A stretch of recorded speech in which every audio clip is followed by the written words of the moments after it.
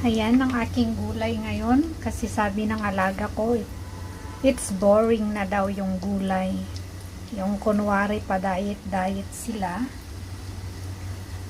Tapos naboboring sa gulay na steam mo lang o kaya iano sa tubig. Ayan.